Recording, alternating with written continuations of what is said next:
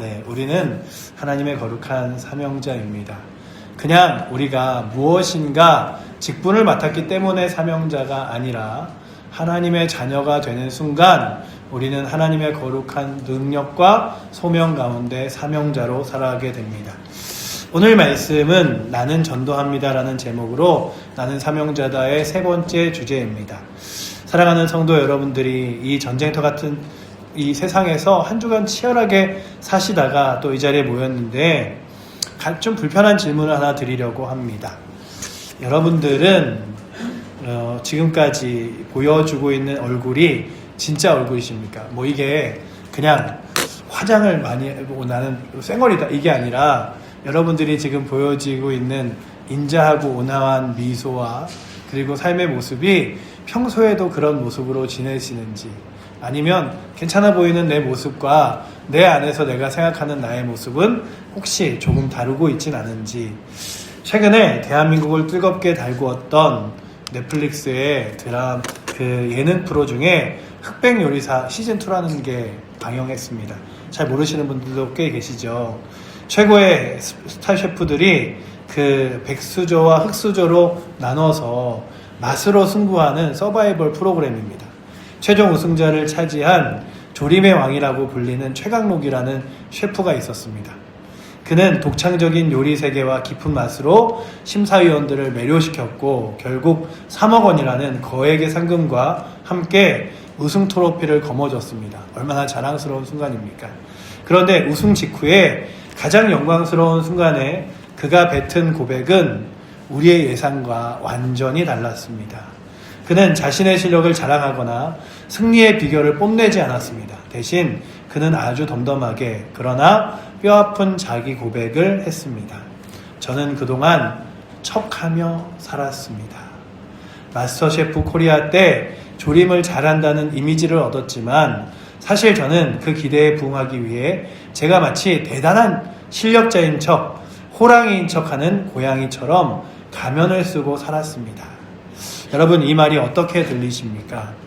대한민국의 최고의 요리사라는 타이틀을 가진 사람의 입에서 나온 말입니다.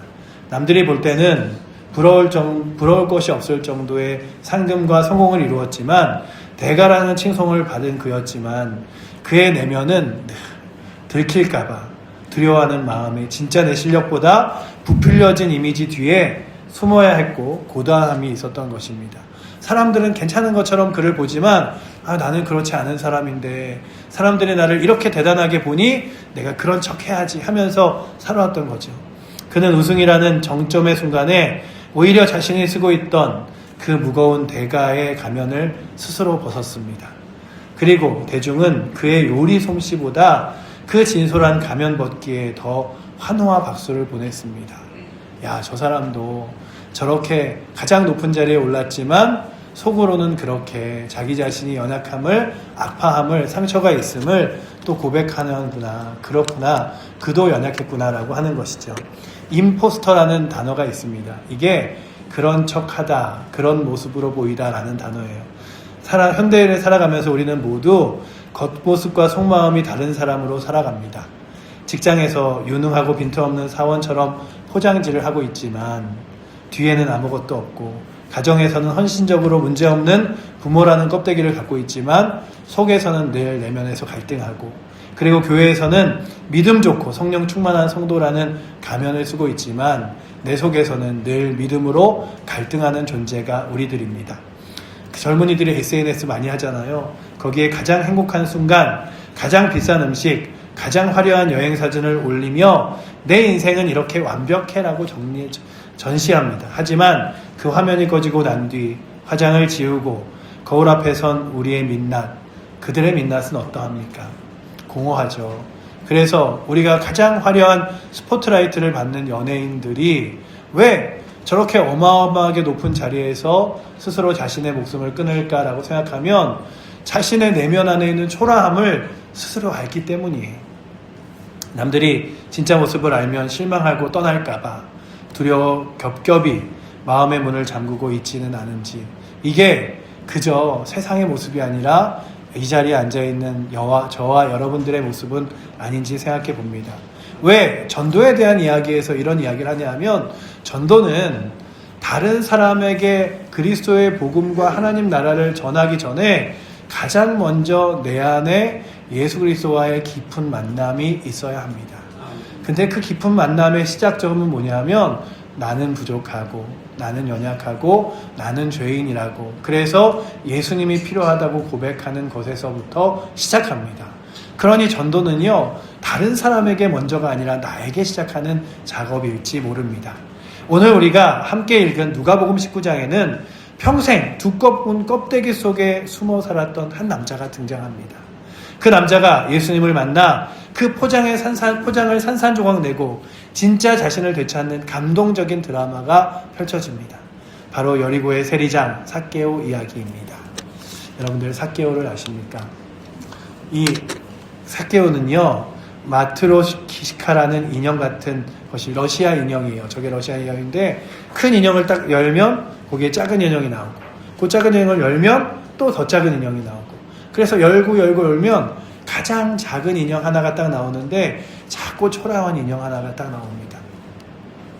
오늘 본문의 주인공 삭개오를 이해하기 위해서 저는 여러분께 러시아 전통 인형인 마트로시카라는 그 인형을 보여드리기 위해 저 사진을 준비했습니다. 여러분도 잘 아실 것입니다. 화려한 그림에 그려진 뚱뚱한 나무 인형. 그런데 이 인형의 뚜껑을 열면 그 안에 똑같이 생긴 조금 더 작은, 또 열면 또 작은, 또 열면 또 작은, 마지막에는 정말로 작고 때때로 칠이 덜 된 듯한 조그만 인형 하나가 남습니다. 마치 삭개오의 인생이 딱 그 마트로시카 인형 같았습니다. 그의 가장 바깥쪽 인형은, 즉 세상 사람들이 보는 삭개오의 겉모습은 아주 거대하고 화려했습니다. 성경은 그를 이렇게 소개합니다. 삭개오라는 사람이 있었는데 세리장이었고 또 엄청난 부자였습니다 라고 소개합니다. 첫 번째 껍데기는 세리장이라는 권력의 포장입니다. 여리고 당대의 최고의 부유한 도시였습니다. 향유가 흐르고 돈이 넘쳐나는 그곳에서 세금 징수의 총책임자라는 자리에 엄청난 권력을 가진 자리였습니다. 아무도 그 앞에서 함부로 고개를 들 수조차 없었습니다. 두 번째 껍데기는 부자라는 재물의 가면입니다. 그는 좋은 옷을 입고 화려한 저택에 살며 돈으로 할 수 있는 모든 것을 누렸습니다. 하지만 그 화려한 껍데기들을 하나씩 벗어내면 어떻게 될까요? 세리장이라는 포장지를 뜯어내니 로마 제국의 빌부터 동족의 피를 빨아먹는 매국노가 나옵니다. 부자라는 겉모습을 벗기니 친구 하나 없이 돈만 하는 수전노가 나옵니다. 그리고 그마저 다 벗겨내고 나면 성경이 묘사하는 삭개오의 진짜 모습, 가장 안쪽에 작은 인형이 드러납니다. 키가 작고 라고 써있죠. 여기서 키가 작다는 말은 단순히 신체적인 단신만을 의미하지는 않습니다. 성경 원문에 보면 이 말은 단순히 키가 작다는 게 아니라 그의 존재감이 얼마나 작았는지, 그의 자존감이 얼마나 바닥이었는지를 보여주기도 합니다. 우리가 괜찮은 척, 아주 많은 유명한 사람들과 권력 있는 사람들과 아는 척, 그리고 또한 내가 많은 것을 가진 척하지만 내 안에서는 자존감이 바닥나서, 야, 나 내일 무너지고 쓰러지면 어떡하지? 나 아무것도 없는데 사람들이 그거 알면 어떡하지? 라고 살아갈지 모릅니다. 그는 겉으로는 거인이었지만 속사람은 성장하지 못한 채 억눌려 있는 사랑과 결핍에 시달리는 어린아이였습니다. 이것이 마트로시카의 비극입니다. 결국 화려하지만 속으로 들어갈수록 작아집니다. 삭개오는 이 작은 자아를 들키지 않으려고 더 많은 돈, 더 높은 지위라는 껍데기를 계속해서 덧입혔습니다. 마치 최경록 셰프가 호랑이인 척하는 고양이로 살았던 것처럼 삭개오도 거인인 척하는 난쟁이로 살아갔던 것이죠. 사랑하는 성도 여러분, 여러분은 지금 어떤 모습으로 살고 계십니까? 여러분은 지금 몇 겹의 옷을 껴입고 계십니까? 나는 괜찮아. 나는 문제 없어. 교회 와서도요, 아유, 나는 일주일 너무 잘 지내다 왔지. 나는 아무 걱정도 없지. 상처도 없지. 이런 모습으로 지내진 않으십니까? 말하는 그 겉모습 속에 혹시 남몰래 울고 있는 깨어진 내면의 아이가 웅크리고 있진 않으십니까? 오늘 주님이 그 화려한 겉 인형이 아니라 가장 깊은 곳에 숨어있는 상처받고 깨진 진짜 나를 만나기를 원하십니다. 자, 그럼 이제 삭개오의 이야기 속으로 좀 더 들어가 보도록 하겠습니다. 어느 날 여리고에 예수님이 오신다는 소문이 들렸습니다. 삭개오는 마음속 깊이 있던 그 작은 아이가 반응하기 시작했습니다. 저분이라면 나의 공허함을 채워줄 수 있을까? 저분이라면 껍데기뿐인 나를 진짜로 봐주실까? 하지만 삭개오에게 큰 장애물이 있었습니다. 3절에 보시면요, 그가 예수께서 어떤 분인가를 보려고 했지만 키가 작고 사람이 많아 볼 수 없었습니다. 여기서 사람이 많다는 것은 단순히 물리적인 인파를 뜻하지 않습니다. 그것은 사람들의 시선이라는 차가운 벽입니다. 사람들이 삭개오를 에워싸고 그가 예수님께 다가가는 것을 허용하지 않았습니다. 내까지 죄인이 감히 어디를 하는 냉소적인 등을 돌리며 그를 가로막았습니다. 평소에 삭개오라면 여기서 포기했을 것입니다. 체면이 중시하려는 세리장, 사람들의 틈을 비집고 들어가는 추태를 부릴 수 없었기 때문입니다. 하지만 이날 삭개오는 인생 일대의 결단을 내립니다. 4절 말씀에 앞으로 달려가 보기 위하여 돌무화과 나무로 올라갔습니다. 여러분, 이 장면을 상상해 보십시오. 나이가 지극한 중년의 남자가, 그것도 이 도시의 최고 위에 유력한 인사가 비단 옷자락을 펄럭이며 뒤뚱뒤뚱 달립니다. 그리고 길가에 있는 돌무화과 나무로 끌어안고 낑낑대며 기어 올라갑니다. 그 당시 유대사회에서 성인 남자가 공공장소에서 뛰는 것, 그리고 나무에 올라가는 것을 상상할 수 없는 수치스러운 행동이었습니다. 그것은 동네 꼬마들이나 하는 짓이었기 때문이죠. 사람들이 손가락질하며 비웃었습니다. 저 봐라, 세리장 삭개오가 미쳤나봐. 원숭이처럼 나무에 매달려 있네. 하지만 여러분, 바로 이 행위가, 나무에 올라가는 행위야말로 삭개오가 주님을 만나기 위해 시작한 첫 번째 회개였습니다. 나무에 오르기 위해 그는 무엇을 했습니까? 자신의 사회적인 지위라는 옷을 벗었습니다. 세위장이라는 체면이 바닥에 던져졌습니다. 점잖은 어른이라는 포장을 벗어버렸습니다. 그는 사람들의 조롱거리가 되는 것을 감수했습니다. 왜냐하면 더 이상 가짜로 사는 것이 지겨웠기 때문입니다. 사람들이 나를 비웃어도 좋다. 내가 광대로 취급받아도 좋다. 주님만 볼 수 있다면 이 지긋지긋한 가면 따위는 벗어버리겠다. 주님을 만나려는 우리는 나무에 올라야 합니다. 내 자존심, 내 체면, 내 경력, 내가 왕년에 교회에서 이런 봉사를 했었는데 내 모든 껍데기를 벗어버리고 어린아이처럼 순수한 갈망, 하나님만 남고 나무에 올라가야 합니다. 최강록 세프가 자신의 부족함을 만천하에 고백했을 때 오히려 사람들에게 그의 마음을 얻었듯이 삭개오가 자신의 체면을 구기고 나무에 올라갔을 때 비로소 예수님의 시야에 돌아올 수 있었습니다. 여러분들도 나무에 올라가는, 그래서 정말로 그렇게 나무 위에 매달려 숨을 험떡이는 삭개오, 나무 사이로 몸을 숨기고 덜덜 떨고 있는 그에게 예수님이 다가오셨습니다. 돌무화과 나무 잎이 넓어서 몸을 숨기기가 아주 좋아요. 그런데 삭개오는 나무에 오를 용기는 냈지만 여전히 두려워서 숨었습니다. 그런데 예수님이 그 나무 아래서 걸음을 멈추십니다. 그리고 위를 쳐다보시며 말씀하십니다. 삭개오야, 속히 내려오라. 내가 오늘 내 집에 묵어야겠다. 여러분, 이 장면 정말로 소름 돋지 않습니까? 예수님은 한 번도 만난 적이 없는 삭개오의 이름을 정확히 부르셨습니다. 세상 사람들은 그를 세리장, 매국노, 죄인이라고 불렀습니다. 누구도 그를 본명으로 삭개오라고 다정히 불러주지 않았습니다.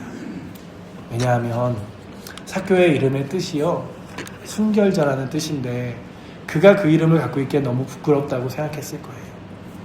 사람들은 비웃었을 것입니다. 순결자? 웃기고 있네. 세상에서 제일 더러운 자가 무슨 삭개오야. 그런데 예수님은 그의 직함이 아니라, 그의 겉모습이 아니라 그의 속에 숨어있는 잃어버린 본질, 하나님이 처음 지으신 그 이름 삭개오를 불러주셨습니다. 그리고 명령하십니다. 속히 내려오라. 나무에 올라가는 것이 가면을 벗기 위한 몸부림이었다면 나무에 내려오는 것은 주님 앞에 완전한 항복입니다. 나무 위에서 여전히 관찰자의 자리입니다. 군중과 분리되어 완전하게 구경꾼에 있는 자리입니다. 여러분들, 교회는 오셨지만, 그래서 내 체면 다 내려놓고 그래도 오늘 예배드리러 교회는 오셨지만 관찰자의 자리에서, 높은 자리에서 혹시 이렇게 쳐다보고 있지는 않으십니까? 그러나 주님은 그를 구경꾼의 자리에서 두지 않으시고 삶의 현장으로, 관계의 현장으로 끌어내리십니다. 삭개오야, 숨지 마라. 잎사귀 뒤에 숨어서 나를 보려고 하지 마라. 내가 있는 곳 그 부끄러운 자리에서 내려와 나와 함께 밥을 먹자. 내가 너의 집에 들어가겠다. 라고 말씀하십니다. 삭개오가 어떻게 할까요? 나무에서 급히 내려옵니다. 여러분, 이게 바로 복음입니다. 우리가 하나님을 찾기 위해 필사적으로 나무에 오르는 열정도 필요하지만 결국 구원은 주님이 나를 찾으셔서 내 이름을 불러주실 때 완성됩니다. 주님이 나의 위선과 가식, 나의 숨겨진 죄악을 다 아시면서도 정죄하지 않으시고 내가 너의 집에 들어가겠다. 너의 더러워진 마음에 방에 내가 들어가 살겠다라고 하실 때 우리 영혼의 껍데기가 완전히 깨어지는 것입니다. 여러분들의 가식의 껍데기를 버리시고 주님의 초청에 손을 내밀어 여러분들이 주님 곁으로 내려와 이제 주의 손을 붙잡으시기를 원합니다. 아멘. 그런데 말이죠, 6절에 보시면 사람들이 뭐라고 합니까? 사람들이 수군대기 시작해요. 아니, 모든 사람이 저가 죄인의 집에 유하러 들어갔도다. 여러분들, 이게 교회의 모습 아닙니까? 우리가 변하려는 사람보다는 그 사람의 과거부터 들먹이고 회개하는 사람들을 향해 진짜 변한 거 맞아? 그냥 그런 척하는 거 아니야? 의심부터 하지 않습니까? 사람들은 삭개오를 여전히 죄인으로 봤지만 하지만 예수님은 그를 순결자로 보셨습니다. 여러분, 여기에 복음의 역설이 있습니다. 여러분들이 예배의 자리에 나올 때 사람들이 여러분들에게 어떤 모습으로 수군거리던 예수님이 여러분들을 순결자로 부르시고 예수님이 여러분들을 초청하셨다는 사실을 결코 잊지 않으시기를 초청합니다. 삭개오가 서서 주님께 말씀드렸습니다. 주님 보십시오. 내 소유의 절반 가난한 자들에게 주겠습니다. 만일 누구의 것을 속여 빼앗은 일이 있으면 4배나 갚겠습니다. 이것은 충격적인 선언입니다. 돈이 인생의 목적이었던 사람이 재산의 절반을 뚝 잘라 가난한 자들에게 주겠다고 합니다. 이것만으로도 엄청난 일입니다. 그런데 더 놀라운 것은 그 다음에 누구의 것을 속여 빼앗은 일이 있으면 4배나 갚겠다고 이야기합니다. 구약의 율법에 따르면 자발적으로 죄를 자백한 경우 원금의 20%만을 더해서 갚으면 됩니다. 도둑질을 하다가 잡혔을 때 소 1마리에 5마리, 양 1마리에 4마리를 갚습니다. 그런데 삭개오는 지금 스스로 도둑으로 규정하면서 율법에 정한 최고의 배상을 자처하였습니다. 재산의 절반을 나누고 나머지는 4배씩 갚고 나면 삭개오는 파산입니다. 거지가 되는 것이죠. 하지만 삭개오는 지금 계산기를 두드리지 않습니다. 왜냐하면 그는 돈보다 더 중요한 예수님을 만났기 때문입니다. 여러분들, 인생의 계산기를 두드리고 계십니까? 여러분들, 교회가 마치 여러분들에게 유람선과 같은 모습으로 있으십니까? 이곳은 예수님을 만나는 자리입니다.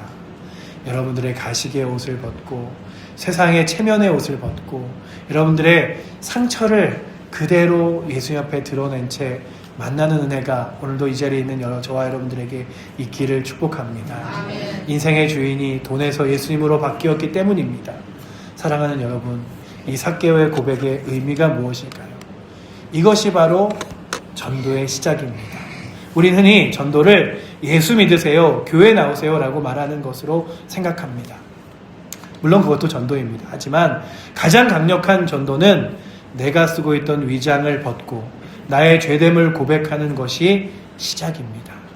지금 삭개오의 집 밖에 수많은 여리고 사람들이 모여 수군거리고 있습니다. 저 예수가 죄인의 집에 들어갔다. 실망이다. 그들은 삭개오를 여전히 도둑놈 취급하고 있었습니다. 그런데 삭개오가 문을 열고 나와 선언합니다. 여러분들, 제가 도둑놈 맞습니다. 제가 여러분들의 돈을 빼앗았습니다. 제가 잘못 살았습니다. 제가 이제 그 모든 것을 갚겠습니다. 제가 제 재산에 다 없어져도 좋습니다. 저는 이제 예수님을 만났기 때문입니다. 이 공개적인 회개야말로 가장 강력한 설교였습니다. 세상 사람들이 교회를 향해 손가락질합니다. 너희도 똑같잖아. 너희도 돈 좋아하잖아. 너희도 거짓말하고 너희도 포장하고 살잖아. 그들에게 우리의 화려한 예배당, 우리의 세련된 프로그램은 아무런 감동을 주지 못합니다. 하지만 우리가 삭개오처럼 이렇게 고백한다면 어떻게 될까요? 맞습니다. 저는 척하며 살았습니다. 저는 교회 다니는 집사라고 하면서 세상에서 똑같이 탐욕스러웠습니다. 저는 거룩한 척했지만 집에서는 엉망이었습니다. 하지만 예수님, 이런 저를 찾아오셨습니다. 그래서 저는 이렇게 변하려고 합니다. 제가 잘못한 것이 있다면 갚겠습니다. 제가 끼친 손해가 있다면 배상하겠습니다. 여러분, 직장에서, 가정에서, 친구들 앞에서 자신의 잘못을 솔직하게 인정하고 예수님 때문에 변화된 삶, 행동으로 보여줄 때 세상은 충격을 받습니다. 도대체 예수가 누구길래, 저 깐깐한 김부장이, 도대체 예수가 누구길래 저 아무도 변화시킬 수 없는 저 사람이 자기 잘못을 인정해? 도대체 교회가 뭐길래 저 이기적인 사람이 손해를 감수해? 그때 비로소 전도의 문이 열립니다. 삭개오의 회개가 선포된 순간 예수님은 이렇게 선언하십니다. 오늘 구원이 이 집에 이르렀으니 이 사람도 아브라함의 자손이미로다. 인자에 온 것은 잃어버린 자를 찾아 구원하려 함이니라. 여러분, 오늘이란 단어를 주목하십시오. 구원이 먼 훗날 천국 가면 있는 것이 아닙니다. 삭개오가 포장을 벗고 회개한 오늘, 바로 그 순간 그 집, 그 관계에, 그 일상에 구원이 임한 것입니다. 구원은요, 미래형이 아니라 현재형입니다. 삭개오 한 사람의 가면을 벗기가 그 집안 전체가 아니라 여리고성 전체가 구원의 충격을 가져왔습니다. 잃어버린 양 한 마리가 돌아옴으로써 그를 비난하던 이웃도 살아계신 하나님을 목격하게 된 것입니다. 이제 우리도 가면을 벗고 주님을 만나시기 원합니다. 우리는 처음에 제가 시작할 때 최강록 셰프의 고백과 겹겹이 쌓인 마트료시카의 인형, 그리고 뽕나무에 오른 삭개오를 보았습니다. 이들의 공통점은 하나입니다. 가짜인 나를 죽이고 진짜 나로 서는 용기입니다. 사랑하는 성도 여러분, 전도는 세련된 말솜씨로 하는 것이 아닙니다. 전도는 화려한 겉모습을 보여주며 나처럼 행복해져 봐 라고 자랑하는 것이 아닙니다. 진정한 전도는 회개에서 시작됩니다. 어느 전도자가 이렇게 말했습니다. 전도란 한 거지가 다른 거지에게 빵이 어디 있는지를 알려주는 것. 우리가 먼저 나는 배고픈 거지입니다 라고 인정하지 않으면 결코 우리의 생명이신, 우리의 빵이신 예수님을 소개할 수 없습니다. 그러니 여러분들도 나도 상처받은 사람이고 나도 아파하는 사람이라고 함께 고백하며 나아가실 수 있기를 축복합니다. 지금 여러분들은 어떤 나무에 서 계십니까? 아직도 체면 때문에, 사람들의 시선 때문에 나무에 오르기를 주저하고 계십니까? 아니면 나무 위에 잎사귀에 숨어 주님을 관망하고만 계십니까? 여러분들 매주 교회 오시면서도 마치 괜찮은 척, 잘 지내는 척 겹겹이 쌓인 마조로케의 껍질 그 안에 계시다면 깨트리십시오. 체면에도 불구하고 주님을 보기 위해 나무에 오르십시오. 그리고 내려오라는 주님의 음성에 응답하여 여러분들의 삶의 현장에서 구체적으로 회개하며 예수 그리스도를 만나는 은혜가 있기를 축원합니다. 예수님이 여러분들의 잘못을 고백하고 사과하는 그 자리, 손해를 감수하고 정직을 선택하는 그 자리가 바로 오늘날 여리고가 될 수 있기를 축복합니다. 그곳에서 사람들은 여러분을 통해 살아계신 예수 그리스도를 보게 될 것입니다. 오늘 구원이 너의 집에 이르렀다. 이 놀라운 선언이 껍데기를 벗고 주님 앞에 선 여러분 모두에게 임하시기를 축복합니다. 주님, 오늘도 내가 전도하기 전에 내 자신이 먼저 껍데기를 벗고 내 자신이 먼저 예수 그리스도를 깊이 만나기 원합니다. 그리고 사람들에게 내가 죄인이라고 고백하며 나를 드러내기 원합니다. 이렇게 오늘도 먼저 예수 그리스도를 만나는 은혜가 우리 가운데 있기를 축복하고요. 그래서 그 고백으로 우리가 함께 찬양하기 원하는데, 주여 이 죄인이라는 찬양인데요. 세상에서 방황할 때 내가 주님 몰랐지만 이제 이 죄인 용서받을 수 있나요? 고백할 때 용서하신 주님처럼 이제 내가 주님과 함께 더불어 살아가길 원한다고 고백하며 우리 이 시간 함께 찬양하며 나아가기 원합니다. 세상에서 방황할 때 함께 찬양하겠습니다.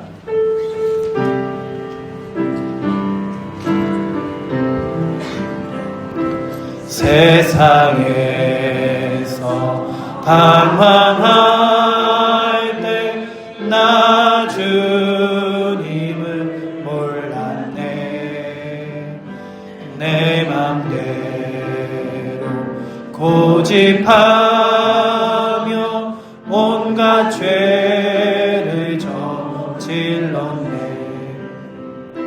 예수여 이 죄인도 용서받을 수 있나요? 벌레만도 못한 내가 용서받을 수 있나요? 많은 사람 찾아와서 나의 친구가 되어도 병든 몸과 상한 마음 위로받지 못했다오. 예수여 이 죄인도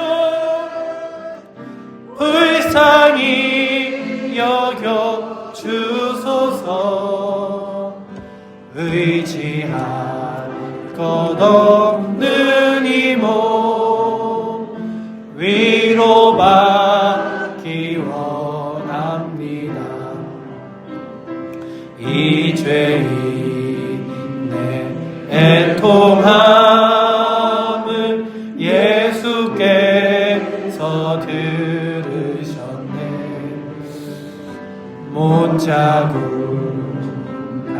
사랑에서 나를 어루만지셨네. 내 주여 이 죄인이 다시 눈물 흘립니다. 오 내 주여 나 이제는 아무 걱정 없습니다. 내 모든 죄 무거운 짐 이젠 모두 다 벗었네. 우리 주 예수께서 나와 함께 계신다오. 내 주여 이 죄인이 무언 감사드립니다. 나의 영광 영혼까지 주를 위. 우리 4절 한 번 더 찬양하겠습니다. 내 모든 죄 무거운 짐 내 모든 죄 무거운 짐 이젠 모두 다 벗었네. 우리 주님 예수께서 나와 함께 계신다면 내 주여 이 죄인이 무한 감사드립니다. 나의 영과 영혼까지